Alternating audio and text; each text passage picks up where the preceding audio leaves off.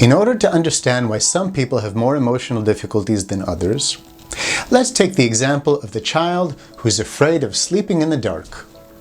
Let's say this child runs off to his parents' room and they can either let him sleep with them or send him back to his room to sleep in the dark.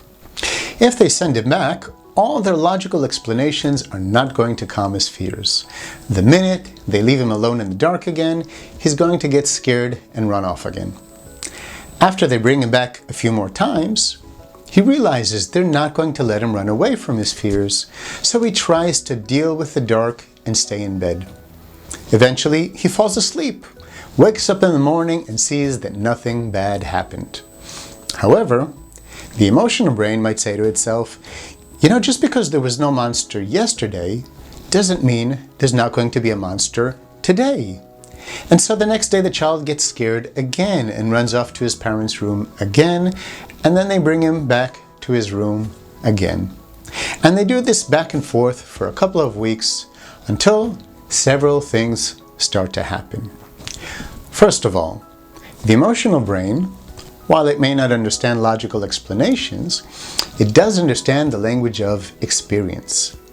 As it continues to sound off the alarm every night, and yet the child continues to stay in this supposedly dangerous situation, but nothing bad happens, only then with this experience does the emotional brain start to realize, hey, maybe I made a mistake. Maybe there is no monster. And then it starts to gradually reduce that fear response, and over the course of weeks to months, the child experiences less and less fear as his emotional system goes through what is called habituation. So that's one thing that happens. Another thing that happens is that the child starts to realize a couple of things about himself. The first thing that he comes to realize is that he has these uncomfortable thoughts that may be nonsense. For example, thoughts that there's a monster, that the monster is going to get him, that he's going to die, and yet none of these things happen. And so the child learns that he has thoughts that are scary, negative, and uncontrollable, yet he doesn't have to believe or respond to every thought. Apparently, it just happens. And thus, he learns to tolerate the presence of these uncomfortable thoughts. The second thing that he learns about himself is that he also has these uncomfortable physical sensations.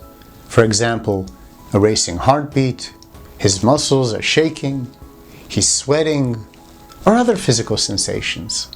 However, this physical discomfort isn't dangerous, and nothing bad happens to him, and eventually it subsides. So here the child learns to tolerate the presence of uncomfortable physical sensations. The third thing that he learns is that he has these impulses to act. For example, an impulse to run away. Now, he tries to run away, but his parents kept bringing him back, until eventually he decides to try to stick it out. Meaning, he comes to realize that he has a choice. He doesn't have to do what he feels. He can resist the emotional impulse and decide to stay. And finally, the last thing that he learns is that even if he doesn't listen to the emotion and run away, or calm himself down, or even do anything, eventually the emotion subsides on its own and even comes back less and less from week to week. And so this child develops what's called emotional self-confidence, meaning he comes to learn that emotional thoughts can talk nonsense, physical sensations are not dangerous, behavioral impulses don't have to be heeded, and in any case, this whole mess will eventually relax on its own. And so this child is a lot more open to experiencing stressful situations like roller coasters and scary movies.